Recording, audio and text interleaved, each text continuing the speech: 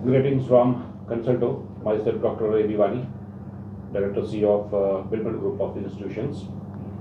आज हमारे साथ डॉक्टर ज्योति मलिक है जो कि गायनिकोलॉजिस्ट है. She has been she's an ex-resident of Safdarjung Hospital and right now she is practicing at Malik Maternity Clinic जो कि हमारा दिल्ली में है, न्यू दिल्ली में है. Welcome to our podcast ma'am. Thank you sir.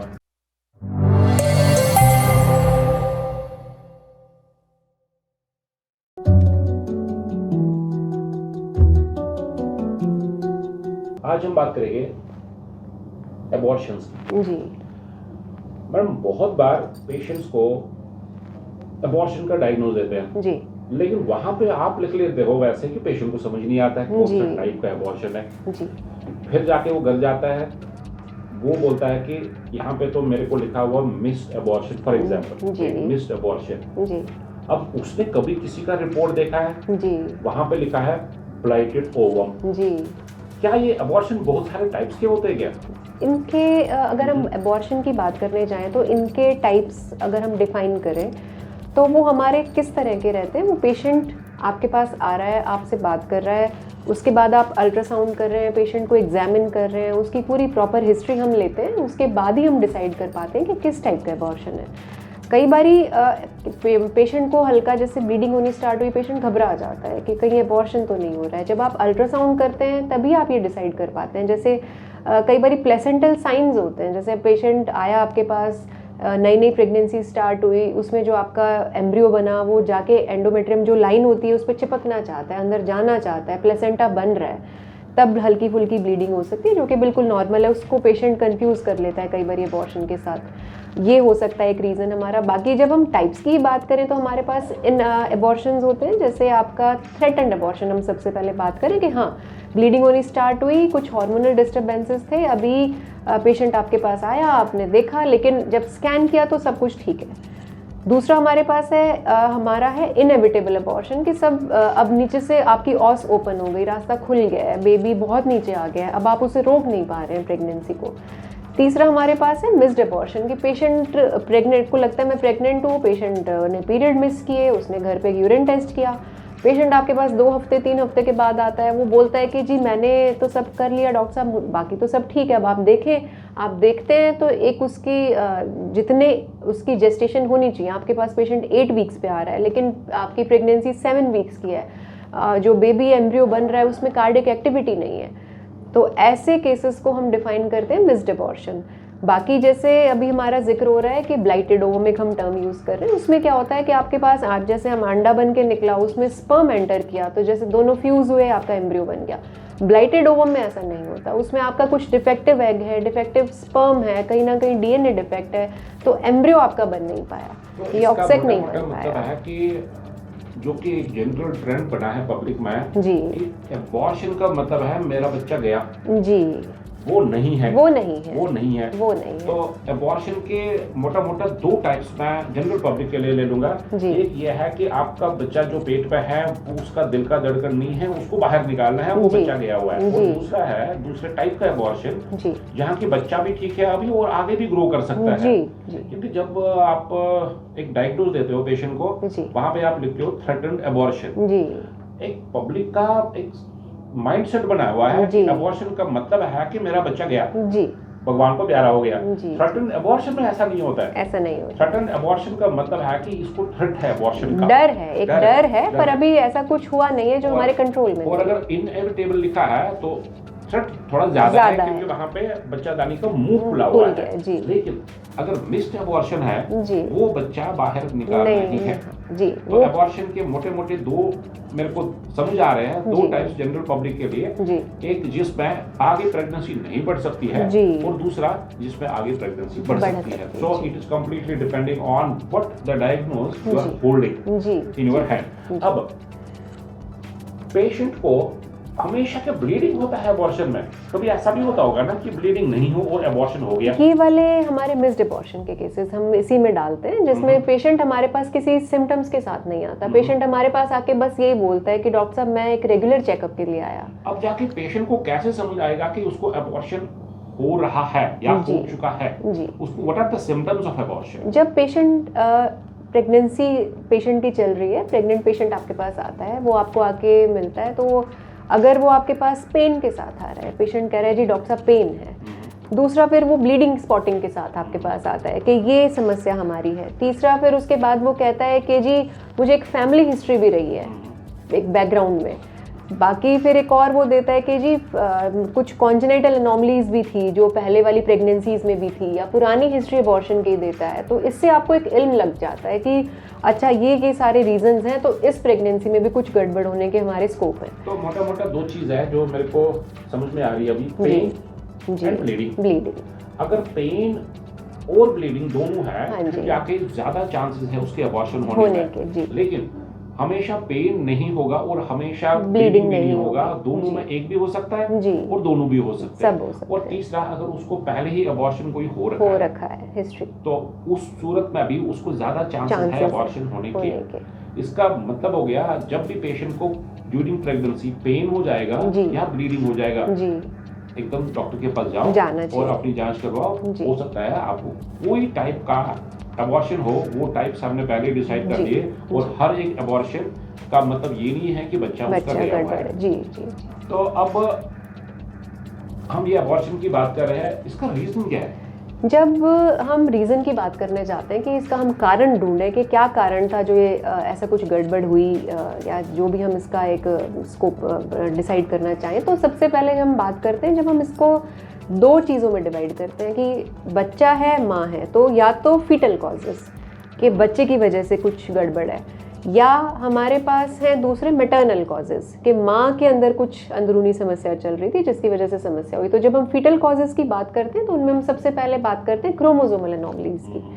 अगर जब हम अबॉर्शन एज सच डिफाइन करने जाते हैं तो हम कहते हैं 20 वीक से पहले अगर कोई प्रेगनेंसी गड़बड़ हुई तो उसको हम अबॉर्शन की कैटेगरी में डालते हैं। जब हम इसको और थोड़ा सा रिफाइन और आगे बढ़ें तो हम बोलें फर्स्ट ट्राइमेस्टर, जिसमें 12 हफ्ते से पहले कुछ गड़बड़ हुई, दूसरा 12 हफ्ते के बाद गड़बड़ हुई। तो जो हमारी शुरुआती गड़बड़ अगर हम बात करें, पेशेंट आपके पास आता है तो उसमें सबसे ज़्यादा फीटल कॉजेज रहते हैं क्रोमोसोमल एनॉमलीज कि बच्चे के अंदर कुछ अंदरूनी डीएनए डिफेक्ट्स चल रहे थे। तो नेचर ये नहीं चाहता कि एक डिफेक्टिव एम्ब्रियो, डिफेक्टिव फीटस आप कह लें, जिसे वो बनना चाह रहा है, जो वो अंदर गर्भ में पलता रहे। तो पहला इसका कॉज जो मेरे को समझ आ रहा है अभी जी, वो फीटस की बच्चे की तरफ ज्यादा, तो उसको आप फीटल बता रहे हैं जी। तो बच्चे की तरफ से कोई गड़बड़ी है, उसके क्रोमोसोम्स में कोई गड़बड़ी है, उसके क्रोमोसोम्स की गड़बड़ी की वजह से उसको अपनी जो यूट्रस की रिसेप्टिविटी है वो लो हो जाती है, यूट्रस उसको ले नहीं पा रहा है, तो वो बच्चे की तरफ से होता है। अब जो दूसरा कॉज है माँ की तरफ से, मैटरनल कॉजेज, उसमें उसको मैटरनल बोलते हैं। अब माँ की तरफ से कोई ऐसा रीजन हो सकता है जिसकी वजह से हमारा अबॉर्शन हो गया। तो what are the maternal causes? जब हम मैटरनल कॉजेज की बात करते हैं तो हम कॉजेज को डिफाइन करें तो हमारे पास रहते हैं प्लेसेंटल कॉजेज। जैसे प्लेसेंटा है, उसमें पेशेंट को बीपी बहुत ज़्यादा चल रहा है, पेशेंट डायबिटिक है, पेशेंट को हाइपरटेंशन जैसे हमने बात की वो है, कुछ लिपिडीमियाज के डिसऑर्डर्स हैं, कुछ हमारे पास इम्यूनोलॉजिकल फैक्टर्स रहते हैं जिसकी वजह से आपको रिसेप्टिविटी आपकी लो हो गई है, ज़्यादा हो गई, आपका रिजेक्ट करने का रेट बढ़ गया है, क्योंकि जैसे ही एक एम्ब्रियो लगना स्टार्ट होता है बॉडी में, यूट्रस में ग्रो करना स्टार्ट करता है, तो बॉडी उसको एक फॉरेन सब्सटेंस की तरह रिकॉग्नाइज करती है। अब उस लेवल पे जैसे जैसे प्रेगनेंसी बढ़ती है आपकी जो नेचुरल इम्यूनिटी होती है वो डाउन होती जाती है, क्योंकि उसको बेबी को बड़ा करना है शरीर को। अगर वो इम्यूनिटी बहुत ज़्यादा है या पहले जैसे एक्सपोजर आपका हो गया, RH आइसो इम्यूनाइजेशन हो चुकी है, आपका ब्लड ग्रुप पेशेंट का नेगेटिव है, फादर का पॉजिटिव है, उसमें कुछ हो गई, आपने एंटी-डी का इंजेक्शन नहीं लिया, जो आपके कुछ मिक्सिंग हो गई, तो बॉडी इस टाइम पे उसको एक्सेप्ट नहीं कर पा रही। फिर हमारे पास इन्फेक्टिव कॉजेज होते हैं, कोई इन्फेक्शन चले जा रहा है जैसे टॉक्सोप्लाज्मा, रूबेला, टॉर्च एक कॉम्प्लेक्स जो हम बोलते हैं, साइटोमेगेलोवायरस हमारे पास है, हर्पीज़ है, तो इन केसेस में भी हमारे रिस्क बढ़ जाते हैं उसको वो करने के। फीवर है जो इन सब के बाद एक परसिस्टेंट आ रहा है, तो इन सबको हम कंपाइल करके देखें तो maternal causes usually placental causes हमारे रहते डॉक्टर हैं। ज्योति, आपने अभी बात करी RH इनकम्पेटिबिलिटी जी, हमारा व्यूअर ऐसे समझेगा जी कि कोई ऐसा फैक्टर जी। बाप की तरफ से जी जो कि इस अबॉर्शन में भागीदार बन भागीदार गया है, जी। क्या कुछ ऐसा है, होता है क्या? जी जी इसका मतलब हुआ कि फादर भी इसमें एक कंट्रीब्यूटरी फैक्टर है। जी जी। क्योंकि हमारे इंडिया में क्या होता है कि जब भी किसी को अबॉर्शन होता है ना, पूरा मोहल्ला गांव इसी फीमेल को ही कोसता है कि तुम पे कोई जादू टोना हुआ है, ऐसा हुआ है, अंडरस्टैंडिंग जी। तो इसके बाप का भी फैक्टर होता है जी, क्योंकि ब्लड ग्रुप अगर ऐसा पेशेंट अगर है उसका नेगेटिव है, फादर का पॉजिटिव है, तो जैसे ही पेशेंट प्रेग्नेंट होगी तो यूजुअली, क्योंकि अगर जीन्स की हम बात करें, RH फैक्टर की हम बात करें, तो मिक्सिंग होगी। ऐसा बेबी अगर पॉजिटिव है, उसका उसमें अबॉर्शन हो गया तो ब्लड ग्रुप्स दोनों मिक्स हो गया। अब वो पॉजिटिव जैसे ही नेगेटिव बॉडी में एंटर करता है, बॉडी इम्यूनिटी बनाना स्टार्ट करती है। हमारे व्यूअर्स को अभी तक समझ आया होगा कि जी। 3 रीजन है जी। एक है फादर की तरफ से, जी जी। एक है फीटस की तरफ से, भी बच्चे की तरफ से, और एक है मदर की तरफ से। जी। और हमेशा हम मदर को ही कोसते हैं, जी। तुमको अबॉर्शन हो रहा है, तुमको अबॉर्शन हो रहा है। उसके बाप को कभी हम नहीं करते, सोच भी नहीं पाते हैं। जी जी। और जो बच्चा अभी जना ही नहीं, जी। उसका भी वजह हो सकता है some chromosomal abnormality. So it is not only the maternal cause. Yes. तो अब जाके अगर हम मैटरनल की ही बात कर ले, इसमें सबसे ज्यादा यूट्राइन फैक्टर जो बच्चादानी की वजह से हो सकता है, और वो क्या क्या हो सकता है जो माँ की तरफ से और यूट्रस बच्चेदानी में हो सकता है, which is the contributory factor for this abortion. जी, जो सबसे कॉमन अगर हम बात करें तो हमारी जब सेकंड और फर्स्ट ट्राइमेस्टर की हम जैसे बातें करते हैं, फर्स्ट ट्राइमेस्टर में अगर यूट्राइन फैक्टर्स की हम बात करें तो यूट्राइन एनोमलीज हमारे पास रहती हैं। जैसे मान लीजिए एक छोटा कोई सेप्टम अगर है, सेप्टेट यूट्रस है, बाइकॉर्नुएट यूट्रस है, ये हमारी होते हैं। जैसे अगर अपनी आपको समझाने जाएं अपने व्यूवर्स को, तो हम जैसे यूट्रस एक नॉर्मल एक कैविटी, सिंगल कैविटी है, वो बन रहा था, वो बनता शुरू में 2 ट्यूब्स जुड़ने से है। तो मतलब यूट्राइन का कुछ कॉज है,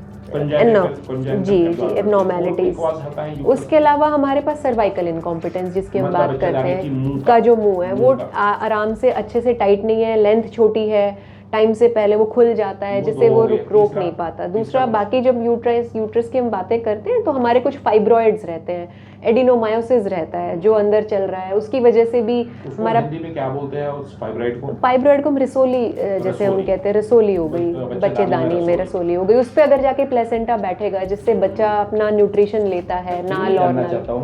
क्योंकि पेशेंट अबॉर्शन को ट्रीट कर रहा है जी, असल में उसको अबॉर्शन को ट्रीट नहीं करना है जी, उसको कोई कॉज को ट्रीट करना है जी, उसको कोई फैक्टर ढूंढना है जिस वजह से ये कारण हो रहा है जी।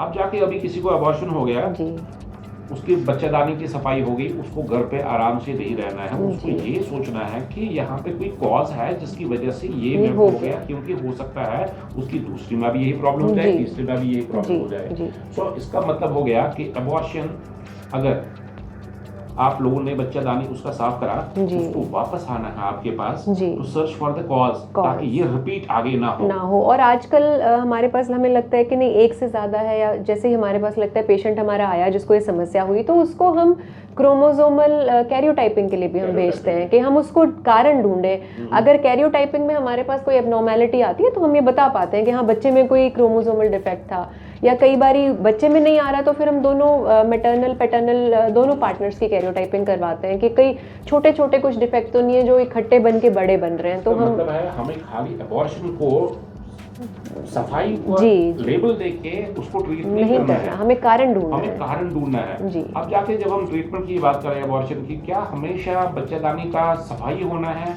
ऐसे कोई दवाई नहीं है जिसकी वजह से ये ठीक हो सकता है? ये डिपेंड करता है कि अबॉर्शन है आपका, तो आपका जो रह गया है, प्रोडक्ट रह गया है, वो कितना रह गया है, या जैसे कितना बड़ा, कितने वीक्स का बेबी था जो आपका लग रहा है हमें कि ऐसे हो गया। पेशेंट मिस्ड अबॉर्शन के साथ आता है, तो मिस्ड अबॉर्शन का पेशेंट है, अगर कम प्रेगनेंसी, छोटी प्रेगनेंसी 7 वीक्स तक है, हम 42 डेज तक हम बोलते हैं, हमारा टैबलेट जो होती है हमारे पास प्रेगनेंसी टर्मिनेट MTP पिल्स हम जिन्हें बोलते हैं, उससे आपको मदद मिल सकती है। कंप्लीट उसमें हो सकता है अबॉर्शन, ऐसा कुछ नहीं है।